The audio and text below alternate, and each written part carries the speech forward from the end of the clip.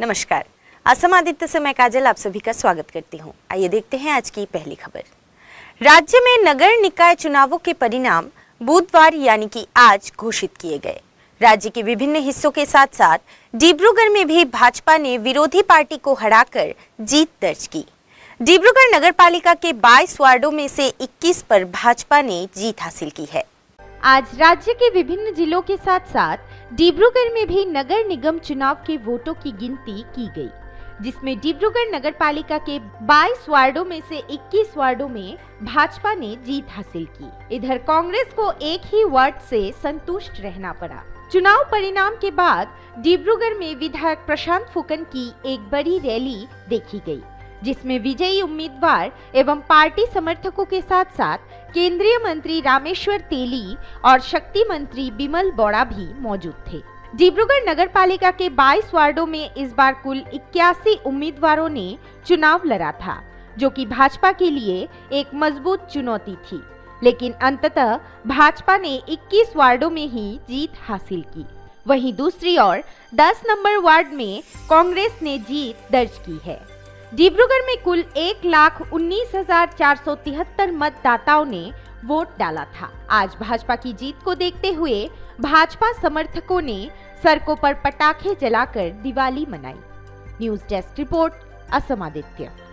अब बढ़ते हैं अगली खबर की ओर। कोरोना वायरस संकट के चलते भारत के लिए आने और जाने वाली वाणिज्यिक अंतर्राष्ट्रीय यात्री सेवाओं पर लगी रोक को अब केंद्र सरकार ने फिर से बहाल कर दिया है। भारत सरकार ने 27 मार्च 2022 से अंतर्राष्ट्रीय नियमित उड़ानों को फिर से शुरू करने का ऐलान किया है। एविएशन इंडस्ट्री के लिए कोरोना का बुरा दौर आखिरकार 2 साल बाद खत्म हो रहा है। सरकार ने अनुसूचित अंतर्राष्ट्रीय उड़ान सेवाएं 27 मार्च से फिर शुरू करने का फैसला किया है।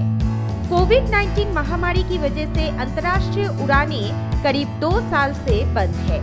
नागर विमानन मंत्रालय के अधिकारियों ने मंगलवार को ये जानकारी दी। देश में अनुसूचित अंतर्राष्ट्रीय उड़ान सेवाएं 23 मार्च 2020 से स्थगित थी।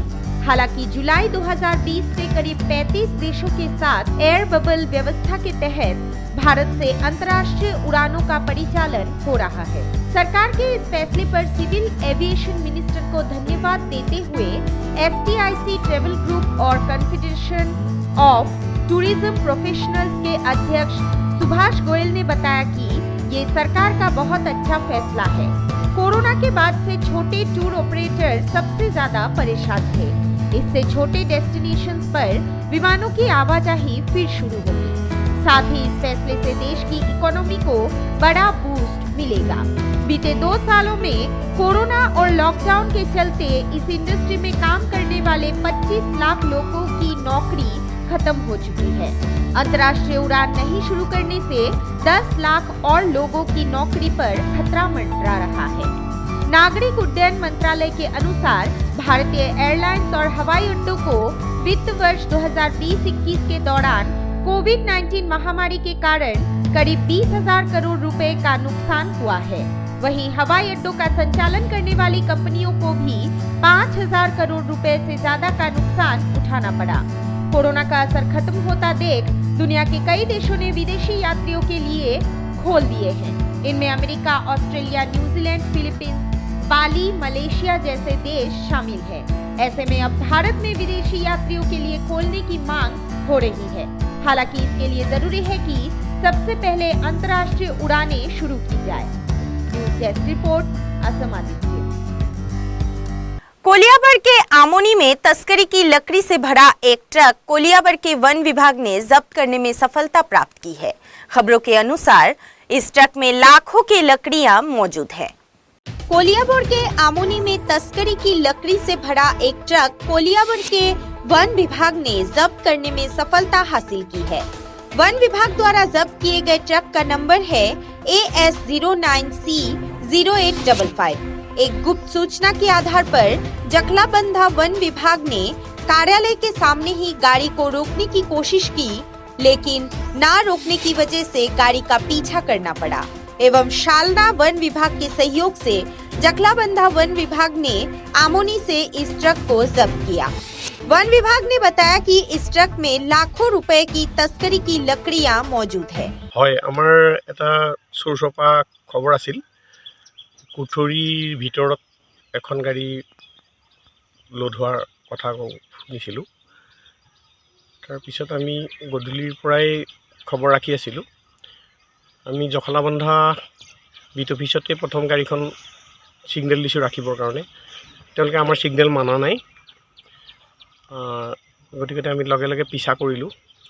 তথাপি তেওঁলোকে গাড়ীখন ৰখা নাই। পিছত আমি চালনা বনাঞ্চলিক বিষয়া ছাৰৰ নিৰ্দেশ আছিলে, লগে লগে ছাৰক ইনফৰ্ম কৰিলোঁ যে গাড়ীখনে আমাৰ ছিগনেল মনা নাই। গতিকে বনাঞ্চলিক বিষয়া নেপাল মণ্ডল ছাৰে লগে লগে চালনাৰ বনকৰ্মীসকলক পঠালে।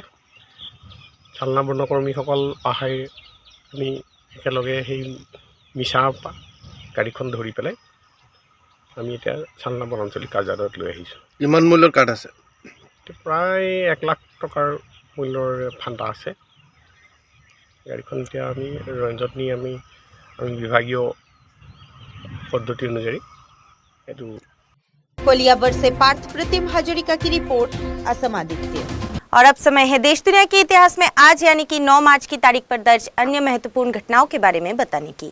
आज के दिन सन 1951 में मशहूर तबला वादक उस्ताद जाकिर हुसैन का जन्म हुआ था। 1985 में भारतीय क्रिकेट खिलाड़ी पार्थिव पटेल का जन्म हुआ था। 1934 में भूतपूर्व सोवियत संघ के विमान चालक और अंतरिक्ष यात्री यूरी गैगरिन का जन्म हुआ था।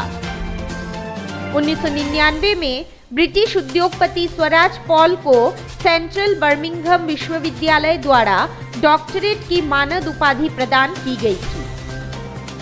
1959 में दुनिया में सबसे ज्यादा पसंद की जाने वाली बार्बी डॉल ने न्यूयॉर्क के अमेरिकन टॉय फेयर में अपनी जिंदगी की शुरुआत की थी। 1967 में तत्कालीन सोवियत संघ के नेता जोसेफ स्टेलिन की पुत्री स्वेतलाना अलीलुएवा देश छोड़कर चली गई थी। 1994 में भारतीय अभिनेत्री देविका रानी का निधन हुआ था। 2003 में पेरू के पूर्व राष्ट्रपति अल्बर्टो फुजिमोरी के खिलाफ इंटरपोल ने गिरफ्तारी का वारंट जारी किया था। 2004 में पाकिस्तान ने 2000 किलोमीटर की मारक क्षमता वाले सतह तक मार करने वाले शाहीन 2 प्रक्षेपास्त्र का सफल परीक्षण किया था। 2005 में थॉक्सिन शिनवात्रा दूसरे कार्यकाल के लिए थाईलैंड के प्रधानमंत्री चुने गए थे। 2008 में गोवा के राज्यपाल एस.सी. जमीर ने महाराष्ट्र के राज्यपाल का अतिरिक्त कार्यभार ग्रहण किया था। और आज ही के दिन सन 2018 में बिप्लब कुमार देव ने भारतीय राज्य त्रिपुरा के 10वें मुख्यमंत्री के रूप में शपथ ली थी। आज के लिए बस इतना ही। देखते रहिए असम आदित्य। नमस्कार।